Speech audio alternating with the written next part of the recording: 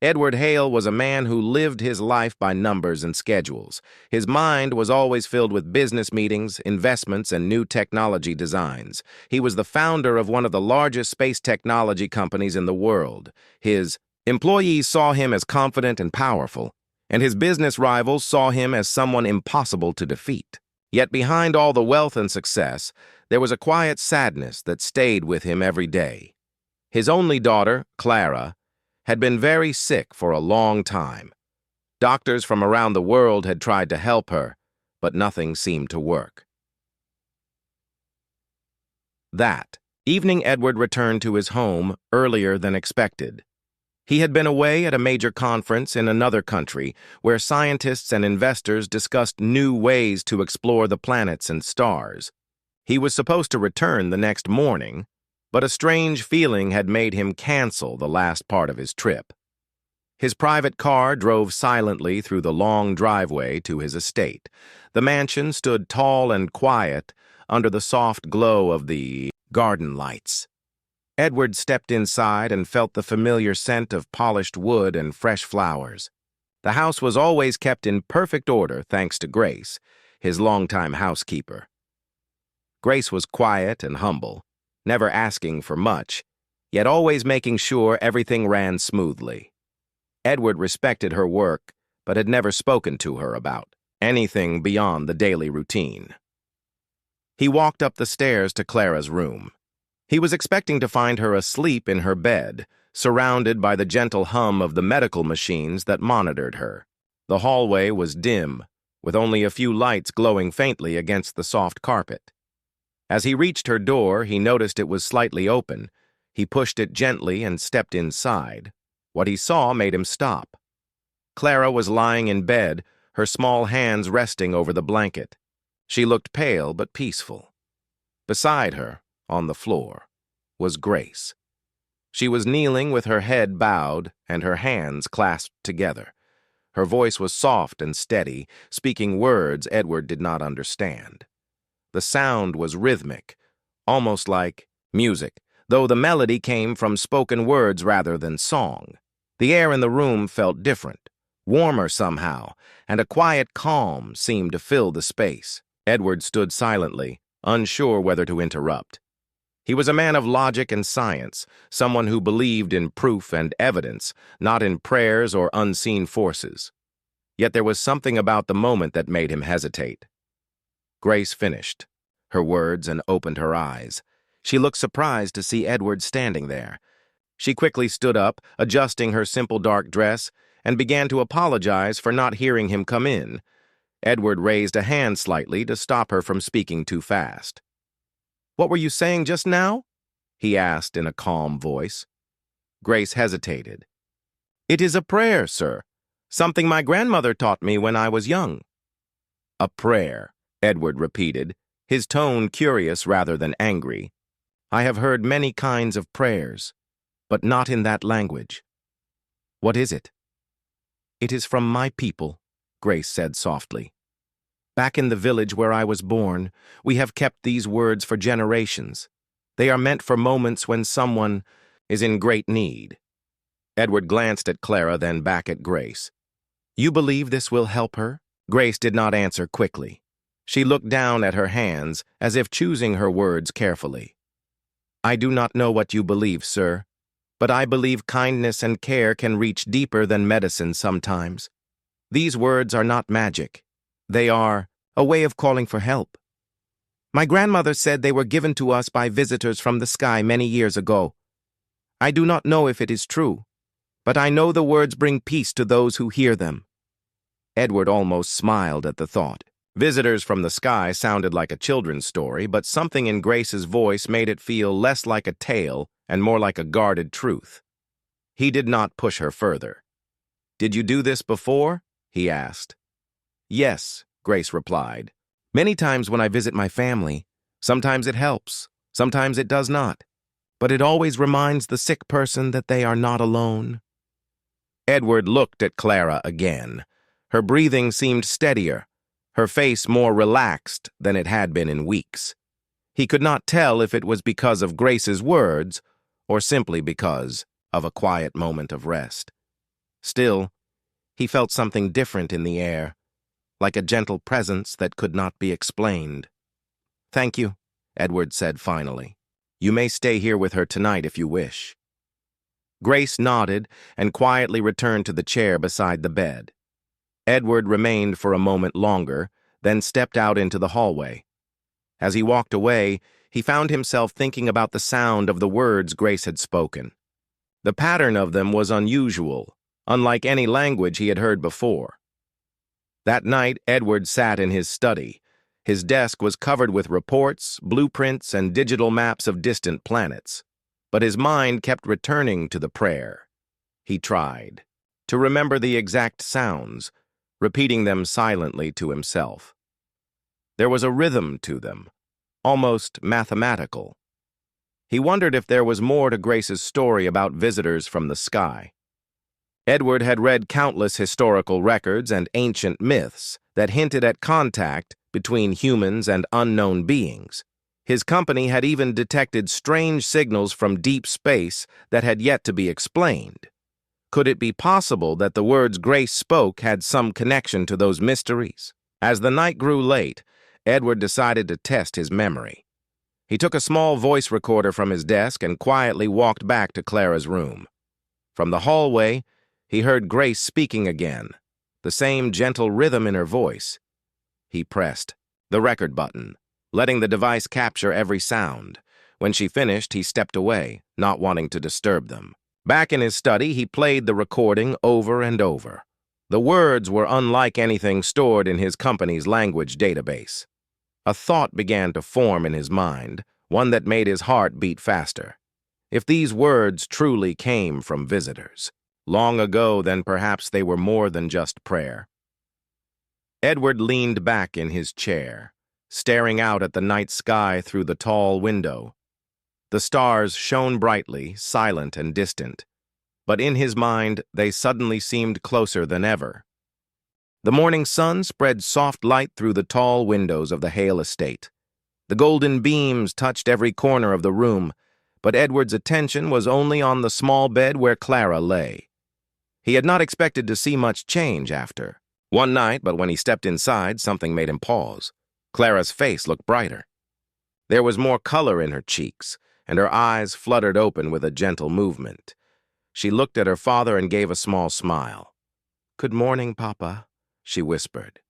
Edward felt his chest tighten with surprise. It had been weeks since she had spoken to him so clearly in the morning. He pulled a chair closer to the bed and asked how she was feeling. "Better," Clara said in a soft voice.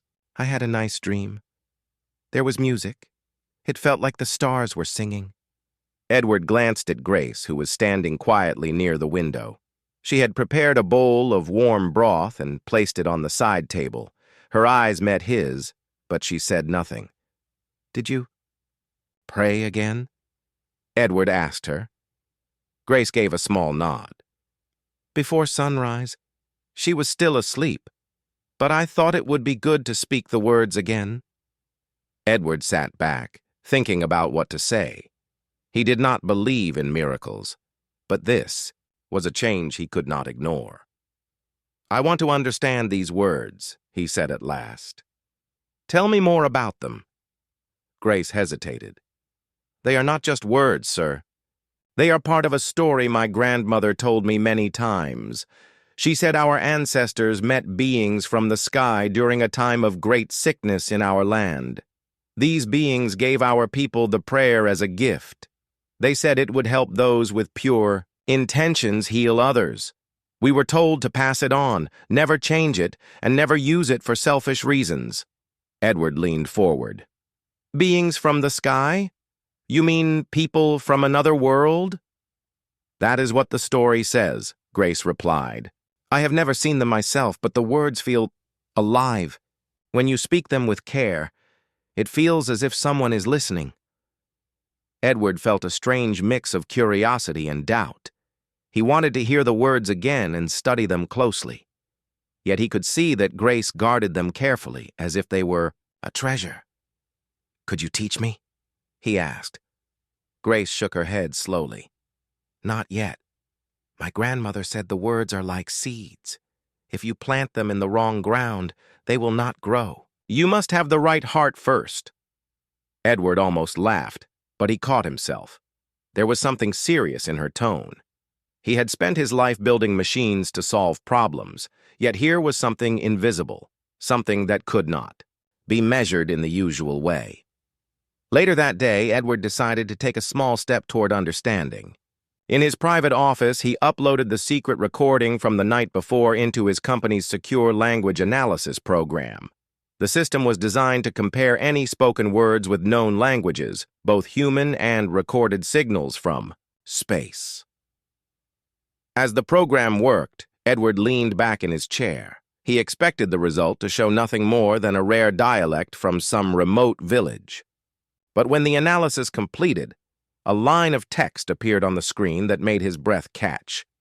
The program detected patterns similar to an unidentified code found in deep space transmissions his company had captured years ago.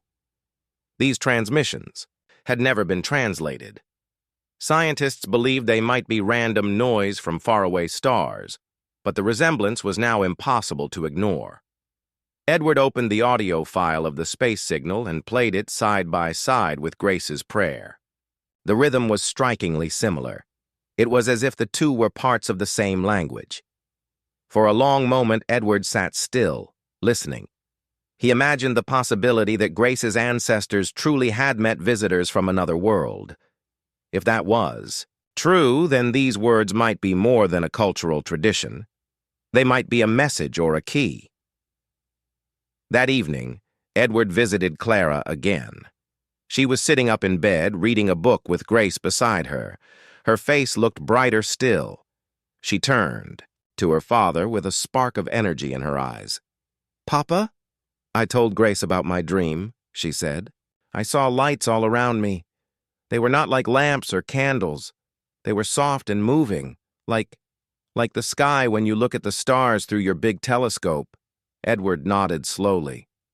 "And you heard music?" "Yes," Clara replied.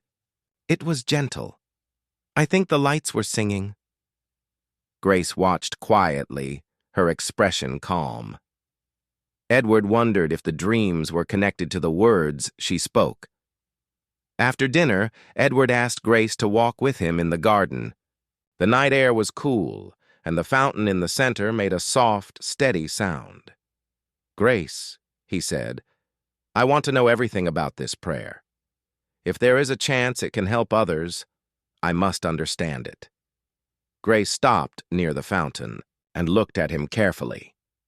"Sir, this is not something that can be bought or sold. If these words are misused, they will lose their meaning and their power. My grandmother always said they only work when spoken with kindness for the sake of another." Edward understood her warning. He also knew that he could not easily convince her to share the full prayer with him, but he had learned enough to keep searching. That night, he returned to his office and studied the space signal again. He began to notice that certain parts of the transmission matched exactly with the prayer's rhythm. It was as if Grace's words were completing a message that had been waiting for someone to speak it. He stared at the stars outside his window, wondering if someone, somewhere, was listening for an answer. Edward spent the next morning in his private laboratory. The walls were covered with large screens displaying star maps, communication records, and fragments of unknown signals collected by his company over the years. Most of these signals had been ignored after scientists failed to make sense of them, but now Edward looked at them with fresh interest. On one of the screens, the audio waves of Grace's prayer were displayed side by side with the mysterious signal from space. The shapes of the sound patterns were remarkably similar. They were not identical, but they matched in rhythm and structure, as if they were parts of the same design. Edward leaned closer, studying each rise and fall in the sound wave. His mind worked quickly, connecting this strange link to Grace's story about her ancestors meeting beings from the sky. Could it be that the visitors had left behind not just a memory, but an actual language? If so, Grace's family might have been unknowingly protecting a key to understanding an ancient message from beyond Earth. He saved the data into a secure file and decided to speak to Grace again. He found her in the kitchen, preparing a tray for Clara. The warm smell of soup filled the air, and Grace greeted him politely, though her eyes seemed to study him in return. "I listened to your prayer many times," Edward said. "I think I know why it sounds so unusual. It matches part of a signal my company received from deep space years ago. The scientists could never translate it. But I think your words might be the missing part of the message." Grace paused with her hands resting on the tray. "Sir, if that is true, it is not something to take lightly. These words were never meant to be taken apart and studied like machines. They are meant to be spoken with care." "I understand," Edward replied. "But if these words came from another world, they could be more than just comforting sounds. They could be a way to connect with whoever sent them." Grace shook her head. "And what then? Will you call them here with your machines? Will you ask them for wealth and power? My grandmother told me they watch humans. They decide if we are ready for what they can give. If they see greed, they will turn away." Edward wanted to promise that his interest was only scientific, but a part of him knew her warning was fair. The knowledge of such a language could change the world, but it could also destroy it if used by the wrong people. That night, Edward decided to approach the mystery more carefully. He sent a private message to Dr. Wei Lin, a trusted scientist and old friend. Dr. Lin had worked with him on communication systems for long-distance space probes and was known for his careful, honest approach to research. Edward explained only that he had found a unique language that seemed to match a space signal, and he needed Lin's help to study it quietly. 2 days later, Dr. Lin arrived at the estate. He was a calm man with sharp eyes and a mind that noticed every detail. Edward brought him to the lab and played the recording of Grace's prayer alongside the space transmission. Lin listened intently, leaning toward the speaker. "This is remarkable," Lin said. "The patterns are too precise to be a coincidence. It is as if someone sent a signal into space, and another person on Earth has been speaking the reply without knowing it." Edward nodded. "That is exactly what I thought. The question is, what happens if the reply is complete?" Lin turned to him. "If this is a true exchange of messages, completing the pattern might trigger a response. But we do not know who or what would answer. You must be careful," Edward agreed. "I have not told Grace that I recorded her prayer. She believes the words should only be shared with someone who has the right heart." Lin smiled faintly. "Maybe she is correct. Sometimes science moves forward not only by knowledge, but also by trust." Later that evening, Edward visited Clara's room again. She was sitting up in bed, drawing a picture of the stars. Grace sat beside her, helping her choose. "Colors! Papa," Clara said, holding up the paper. "I drew the lights from my dream." Edward looked at the picture. The stars in her drawing were not scattered randomly, but arranged in a pattern, a curve of bright points that looked strangely familiar. He realized they matched the shape of a star cluster he had seen on one of his deep space maps. "Where? Did you see this shape?" he asked. "In my dream," Clara replied. "The lights were moving, but they always stayed in this shape, and the music came from the middle." Edward felt a shiver. The star cluster in her drawing was the same one from which his company had recorded the strange signal years ago. That night, Edward sat alone in the lab, staring at Clara's drawing beside the sound patterns on his screen. The connections were becoming too strong to dismiss. Grace's prayer, Clara's dreams, and the deep space signal all pointed to the same place in the universe. He wondered if Clara's improvement in health was not just from the prayer's comfort, but from something more, something that connected her to the origin of those words. Edward knew that if he told anyone else in the scientific world about this, they would demand to study Grace, her family, and anyone connected to the prayer. That would mean endless tests, questions, and pressure, something Clara did not need. For now, he decided to keep the truth between himself, Lynn, and Grace. But he also knew that if the beings who gave the prayer were still out there, they might already know that their message had been heard again, and perhaps, somewhere far away, they were deciding whether humanity was ready for what they could offer. The next morning, Edward woke earlier than usual. His mind was full of questions, and he knew he needed more than just recordings and sound patterns. If Grace's words were truly linked to something beyond Earth, perhaps they also produced a physical effect. He decided to test this without disturbing her or Clara.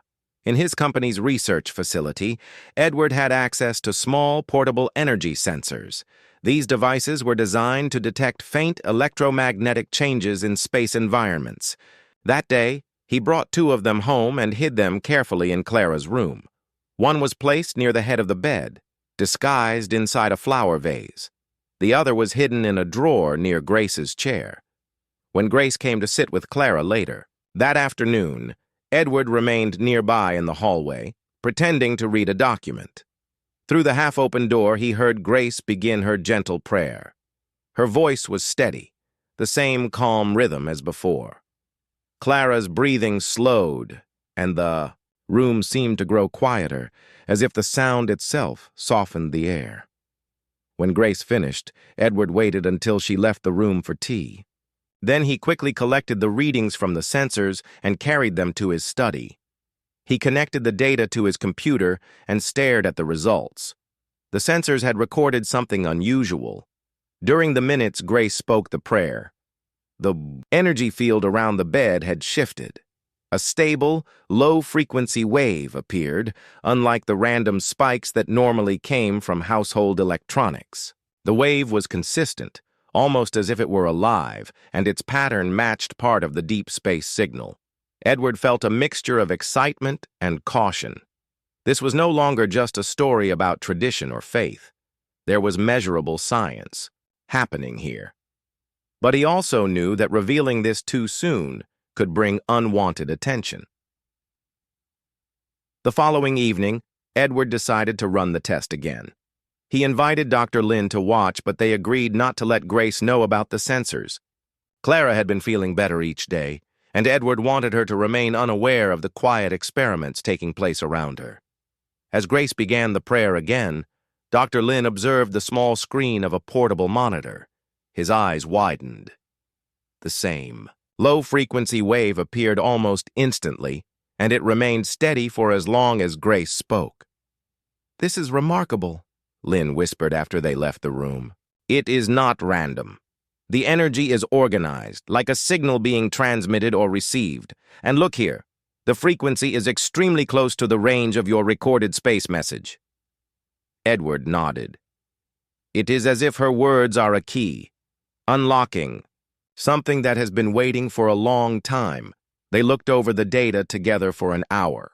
Lynn explained that such a stable signal could theoretically interact with biological systems, possibly even aiding cell repair. Edward thought of Clara's gradual recovery. Was this the reason she had begun to regain her strength? Later that night, Edward sat alone in Clara's room after she had fallen asleep. Grace had gone home to rest, leaving only the quiet hum of the medical devices in the background. Edward looked at his daughter's peaceful face and wondered what kind of power these words truly carried. Clara stirred slightly and opened her eyes.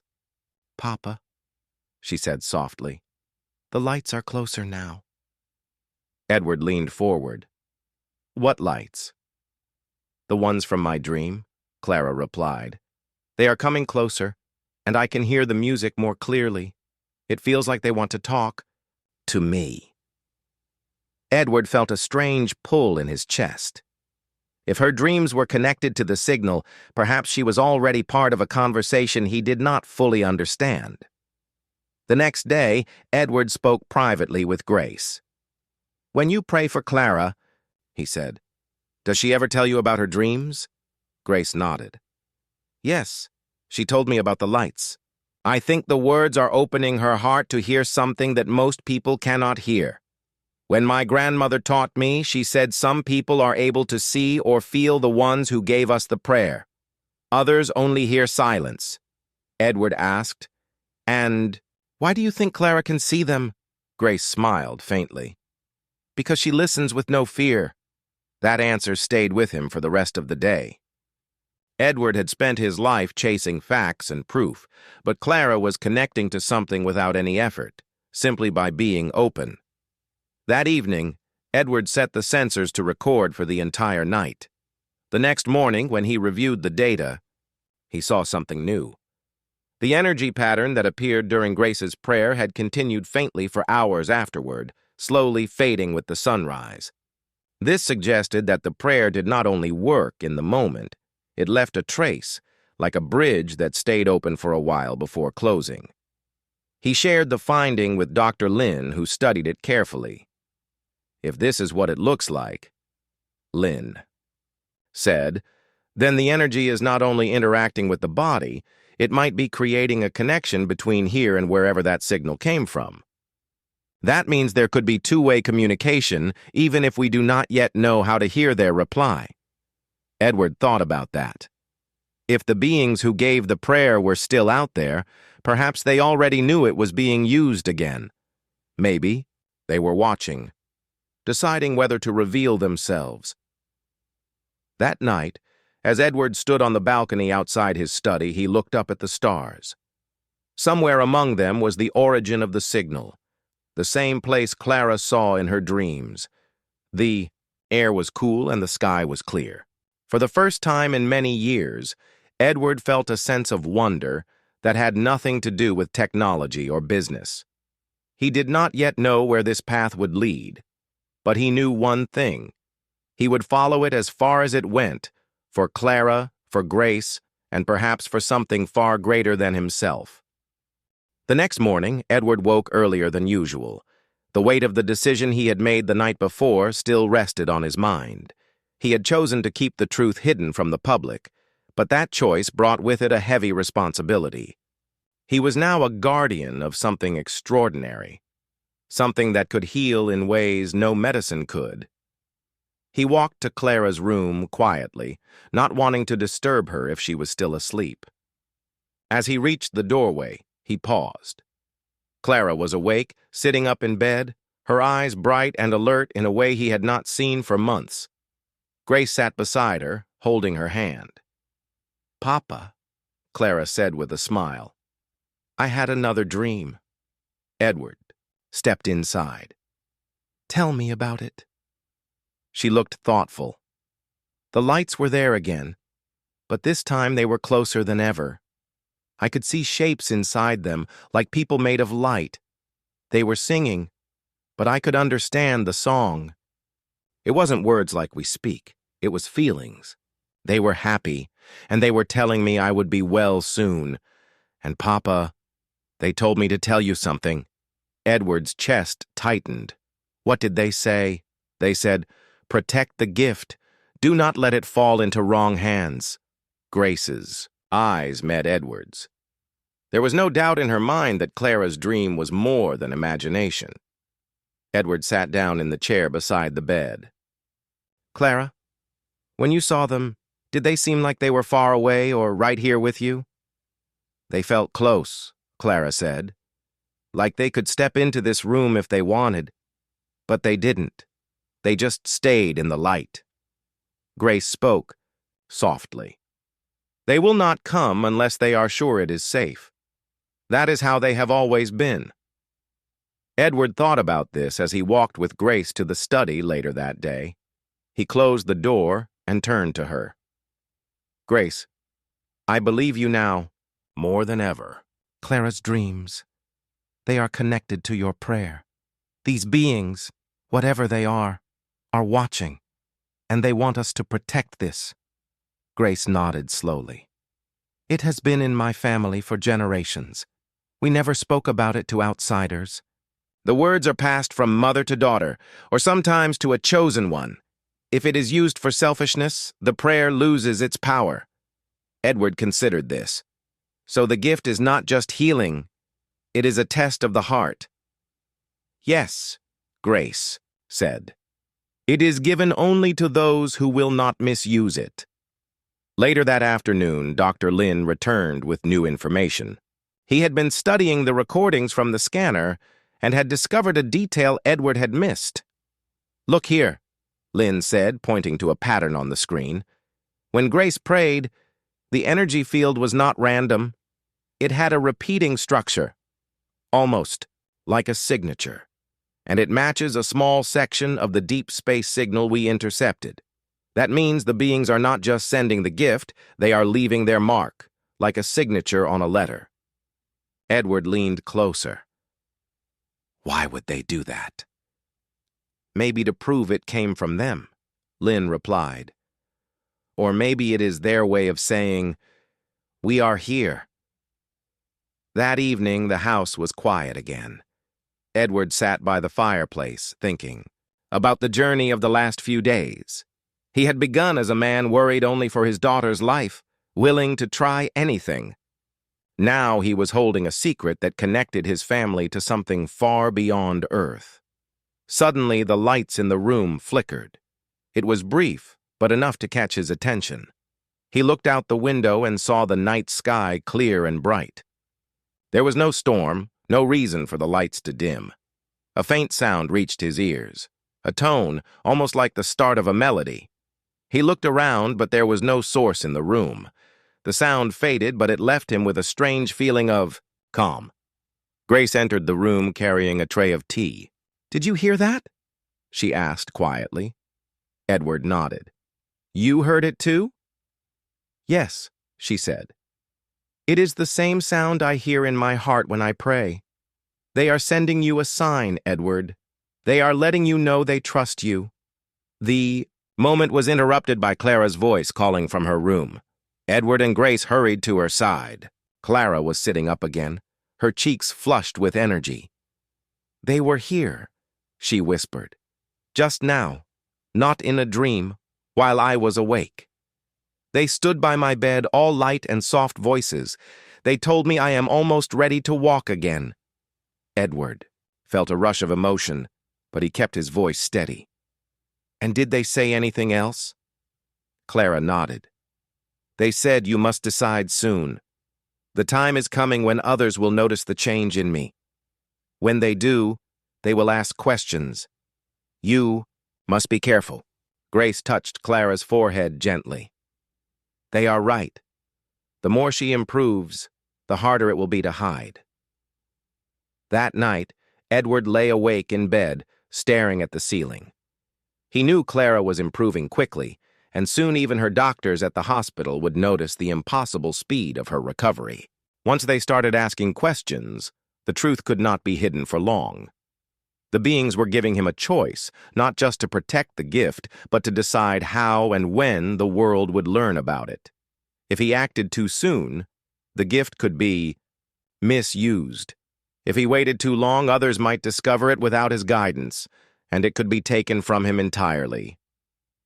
As he drifted towards sleep, Edward made a silent promise.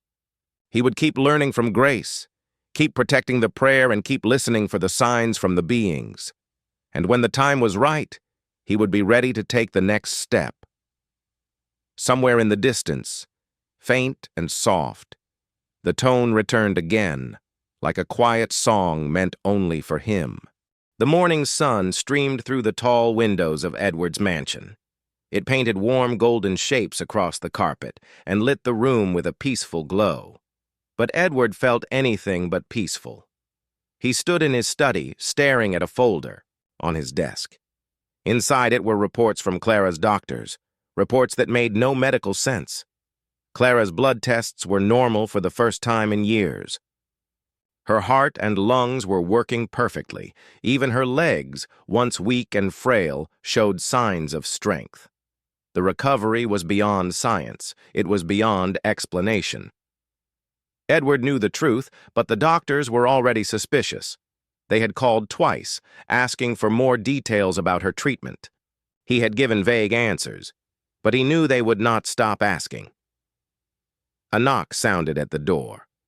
Grace entered quietly. She could see the worry on Edward's face. "They will keep asking," she said gently. "They will search until they find something." You have to choose how to face them. Edward sat down and rubbed his temples. If I tell them, this gift will no longer be safe. If I hide it, I will be lying to people who only want to help. Grace stepped closer. Sometimes the truth must wait until the world is ready. The beings chose you for a reason. They trust you to know the right time. Edward looked up at her. And when will that be? When your heart tells you it is safe, Grace replied. Later, that day, Edward went to Clara's room. She was sitting by the window looking out at the gardens. Her hair shone in the sunlight, and her eyes were brighter than he had ever seen them.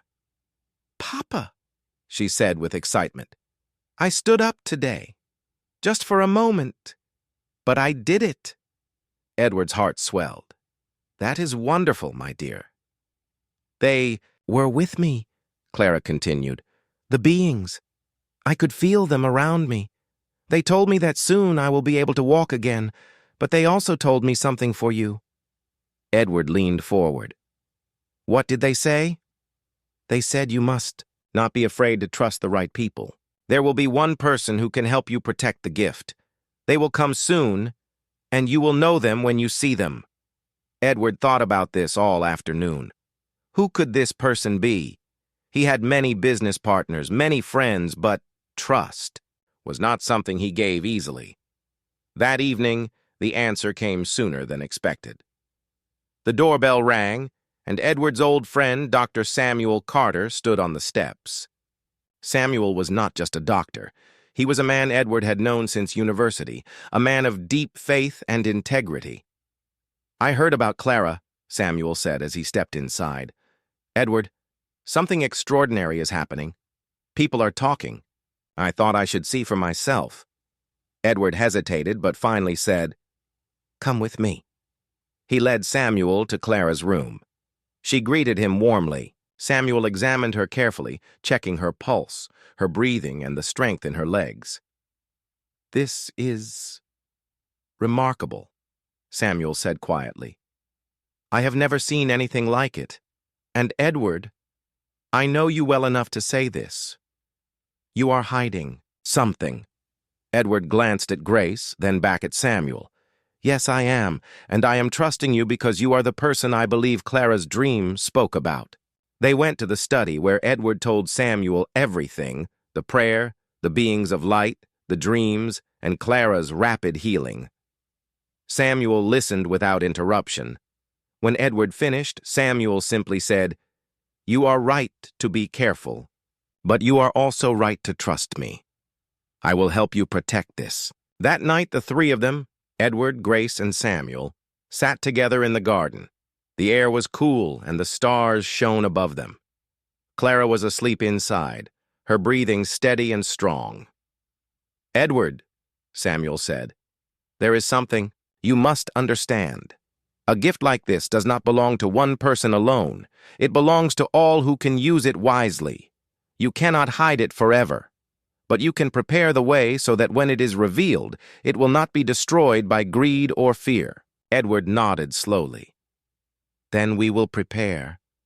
We will keep learning, keep protecting, and keep waiting for the right time."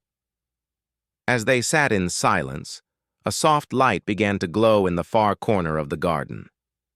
At first it was faint, like moonlight on water, but then it grew stronger. Shapes formed within it, tall and graceful, made entirely of light. Grace and Edward rose to their feet. Samuel stood beside them, his eyes wide. The beings did not speak with words, but Edward felt their message.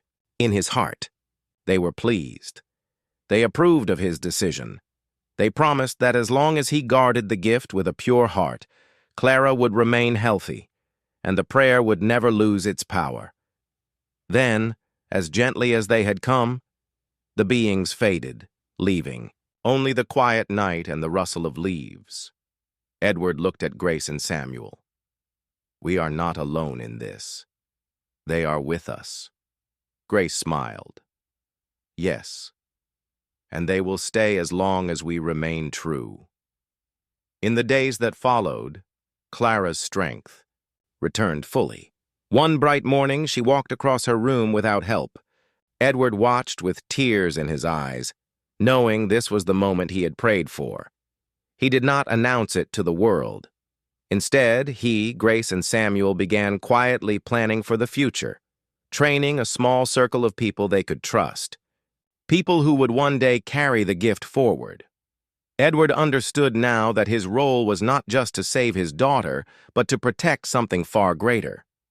And as he watched Clara laugh and run in the garden for the first time in years, he knew he had made the right choice.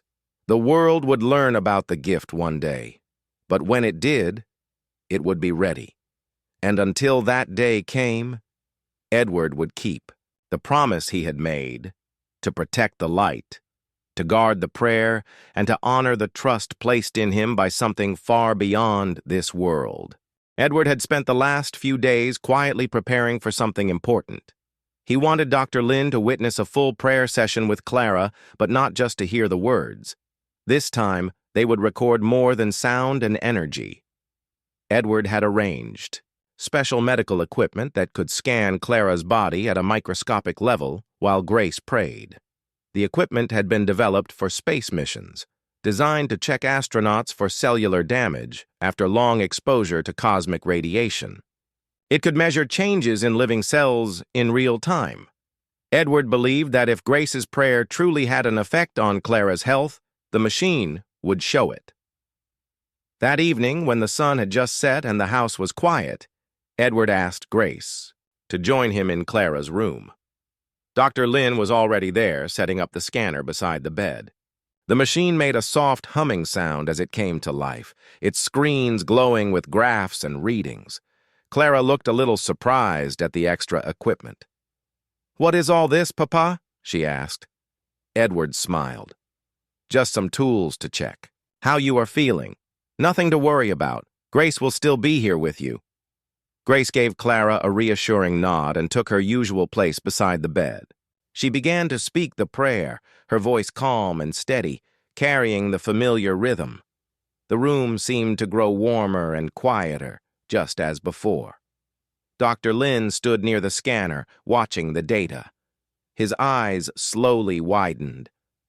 "Edward," he whispered, "you need to see this." Edward stepped beside him and looked at the screen. The scanner was showing something incredible. Clara's damaged cells, the ones that had been struggling to heal for months, were beginning to repair themselves. It was not random improvement.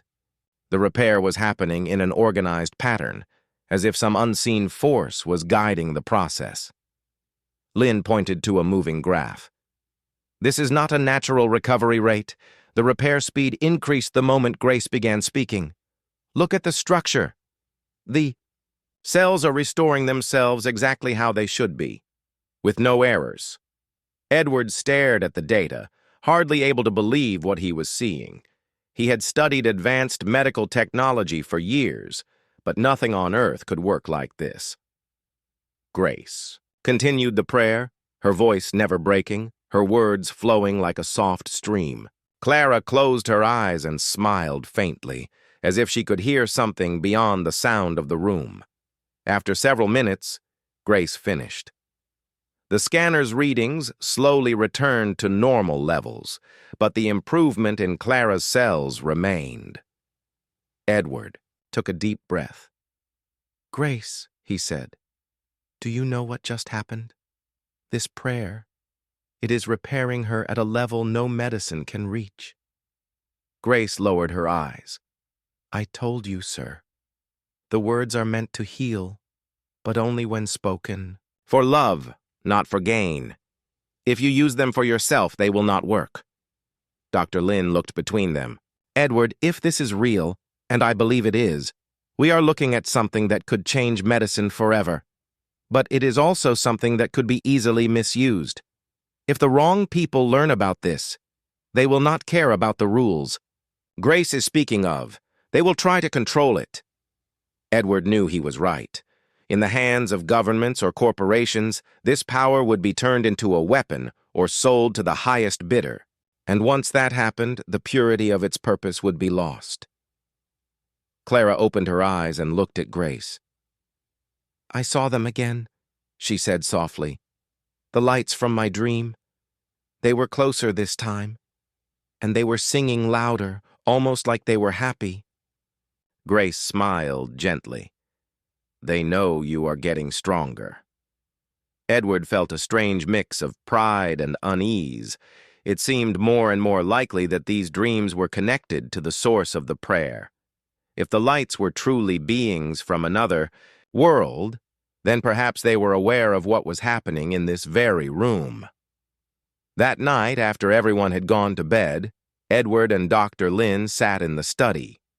A small lamp lit the desk where they had spread the data from the scanner. Lin tapped a chart with his finger. Look here. The energy field we measured before is not just surrounding her, it is interacting directly with her cells.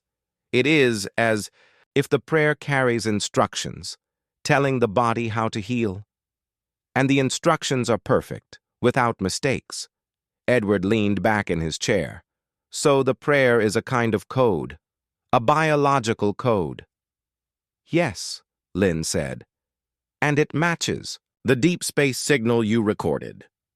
Which means the beings who sent that signal might understand human biology better than we do. Edward thought about that in silence. If such beings had given this gift to Grace's ancestors, they must have understood the risk. Maybe that was why they gave it only to a small group of people, hidden in a tradition of spoken words, passed quietly from one generation to the next. The more Edward thought about it, the clearer the choice became. He could publish this discovery and be remembered forever, but it would invite a storm of attention that might destroy the very thing they had found. Or he could protect it, keeping it in the hands of those who would use it only for compassion. He looked at the stars outside the window and wondered if the beings were watching him at that very moment, waiting to see what choice he would make. By the time the clock struck midnight, Edward had made his decision. He would not reveal the truth. To the public, not yet. Instead, he would work quietly with Grace, learning more about the prayer and the beings who gave it. For now, the world was not ready. But perhaps someday it would be.